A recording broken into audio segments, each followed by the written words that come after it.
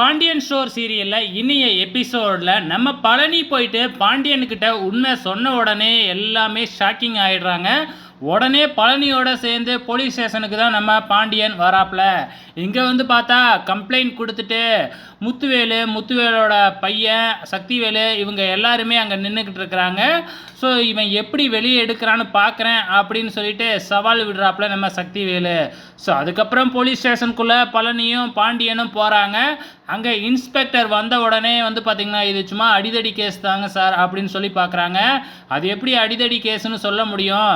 அவங்க ஸ்ட்ராங்காக கம்ப்ளைண்ட் கொடுத்துருக்குறாங்க. அதனால் நாங்கள் எஃப்ஐஆர் போட்டே ஆகணும். ஏன்னா இவங்க அடிக்கிறப்ப பார்த்த சாட்சி வேறையாக இருக்குது. என்னால் ஒன்றுமே செய்ய முடியாது. நீங்கள் வேணும்னா ஒரு நல்ல வக்கீலாக வச்சு வந்து பார்த்திங்கன்னா ஏதாச்சும் பேசுங்க அப்படிங்கிற மாதிரி வந்து பார்த்திங்கன்னா இன்ஸ்பெக்டர் சொல்கிறாரு. உடனே நம்ம பாண்டியனும் வந்து பார்த்திங்கன்னா நம்ம குழலியோட வீட்டுக்காரர் இருக்கிறார் இல்லைங்களா, அவங்க சொந்தக்காரங்க வக்கீலாக இருக்கிறாங்க. அவங்கள கொண்டு வந்து எப்படியாச்சும் வெளியில் எடுக்கலாம் அப்படின்னு ட்ரை பண்ணிக்கிட்டு இருக்கிறாங்க. இங்கே வீட்டில் வந்து பார்த்திங்கன்னா கோமதி ரொம்பவுமே கதறி அழுதுகிட்டு இருக்கிறாங்க.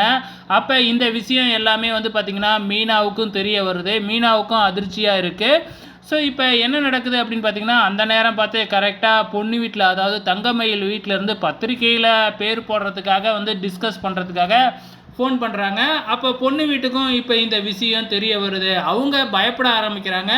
எங்கள் பொண்ணோட ராசி தான் இப்படி ஆயிடுச்சோ, எங்கள் கல்யாணத்தை நிப்பாட்டிடுவாங்களோ அப்படின்னு சொல்லிட்டு பொண்ணு வீட்டில் பயப்படுறாங்க. நம்ம போயிட்டு மாப்பிள்ளையை பார்க்கலாம் அப்படின்னு சொல்லிட்டு தங்கமயிலும் அவங்க அம்மாவும் அங்கேருந்து கிளம்புறாங்க.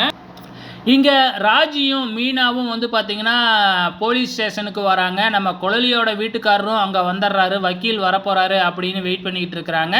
ஸோ இங்கே ராஜியும் மீனாவும் போயிட்டு வந்து பார்த்திங்கன்னா போலீஸ் ஸ்டேஷனில் கதிர் அதுக்கப்புறம் செந்தில் இவங்கள்கிட்டலாம் பார்த்து பேசுகிறாங்க. நம்ம ராஜி வந்ததுலேருந்து சாரி அப்படின்னு சொல்லிக்கிட்டு இருக்காங்க. எல்லாமே என்னால் தானே அப்படிங்கிற மாதிரி வருத்தப்பட்டுக்கிட்டு இருக்கிறாங்க.